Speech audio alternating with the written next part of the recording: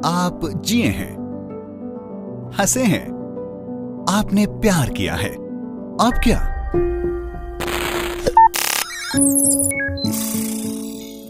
आप देख रहे हैं क्या हो अगर, और देखते हैं क्या होगा अगर आप अपने दिमाग को अपलोड कर सकें।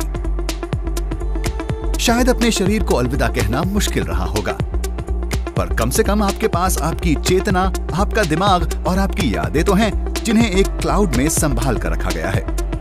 और वर्चुअल दुनिया में एक वक्त पर असली शरीर के साथ और सीमित पाई गई हर चीज को भुला देना हमेशा से आसान रहा है। लेकिन क्या ये वाकई आप हैं? क्या इस चीज के जरिए सिर्फ कभी न खत्म होने वाली युवावस्था और हमेशा चलने वाला जीवन ही मिलेगा? या क्या क्लाउड से जुड़ी चेतना का एक बुरा पहलू भी है? क्या है जो गलत हो सकता है? आपके दिमाग को डिजिटल रूप में बदलने और इसे क्लाउड में अपलोड करने का विज्ञान विवादों से घिरा हुआ है और इस पर तय रूप से कुछ कहा नहीं जा सकता। कुछ जानकारों का कहना है कि यह तकनीक कभी वजूद में नहीं आएगी, वहीं कुछ का मानना है कि 2050 तक ये तकनीक हमारे पास होगी, बल्कि इसके लिए पहले ही एक लाइन लग चुकी है। एक अमेरिकी स्टार्टअप कंपनी नेक्टॉम का दावा है कि विट्रीफिक्सेशन नाम की एक प्रक्रिया के जरिए वो दिमाग के बाहरी और अंदरूनी दोनों हिस्सों को एक माइक्रोस्कोप यानी छोटे रूप में संजो कर रख सकते हैं। ऐसा करने के लिए आपके दिमाग में होने वाले खून के बहाव की जगह ऐसे रसायनों को रखा जाता है जो शरीर को रखने वाले लेप में मौजूद होते हैं। यानी आपके दिमाग को जमे हुए कांच में बदल दिया जाएगा। और अगर आप अभी तक इसे समझ नहीं पाए तो आप इस प्रक्रिया में जी नहीं सकेंगे, कम से कम शारीरिक रूप से तो नहीं। थियरी के हिसाब से आप हमेशा जिएंगे, लेकिन ये तब होगा जब नेक्टॉम को ये पता चल जाए कि आपके दिमाग को क्लाउड में अपलोड कैसे करना है और फिर इसे वापस जगाना कैसे है।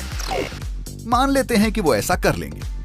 बेंजामिन फ्रैंकलिन ने एक बार कहा था, इस दुनिया में मृत्यु और करों को छोड़कर किसी भी चीज को निश्चित नहीं कहा जा सकता, लेकिन लगता है कि अमर होने की कीमत उससे भी ज्यादा होने वाली है।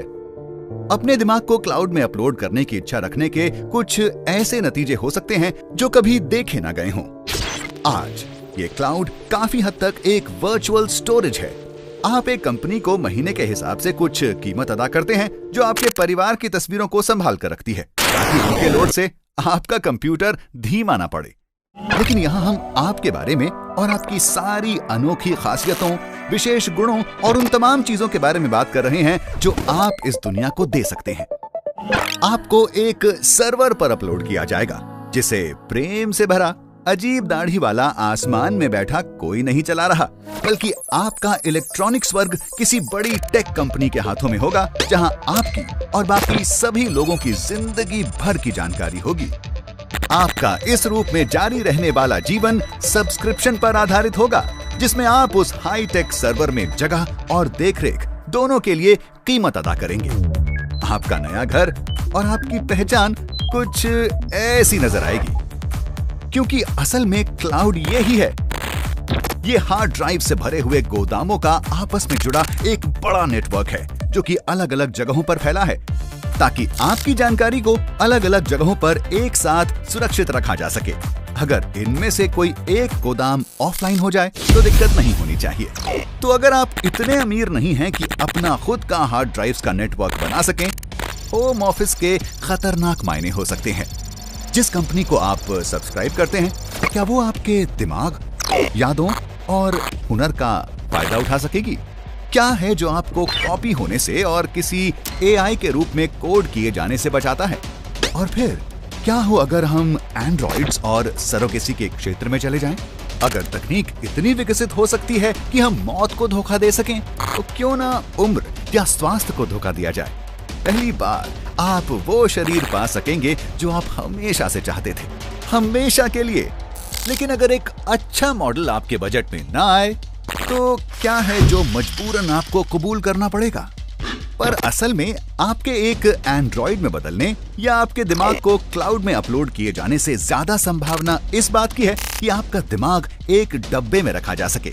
रूस के अरबपति दिमित्री इत्सकॉव इस वक्त खुशियों के बॉक्स के नाम से कुछ बना रहे हैं। ये एक कंप्यूटर है जो आपके दिमाग में अनुभवों को ठीक वैसे ही पहुंचा सकता है जैसे आपका शरीर अभी पहुंचाता है। बल्कि ये खुशियों का बॉक्स आपके शरीर की जगह लेने के लिए ही बनाया गया है। अगर आप ठीक तरह से नहीं समझे तो द मैट्रिक्स फिल्म के बारे में सोचें। अमर होने के सबसे नजदीक अगर कुछ बना है तो शायद ये फिल्म ही है।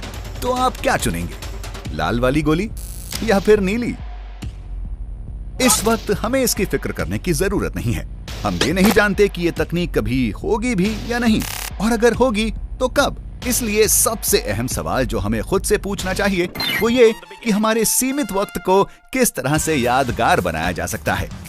इसके लिए कुछ आइडियाज चाहते हैं तो क्या हो अगर के साथ जुड़े रहें।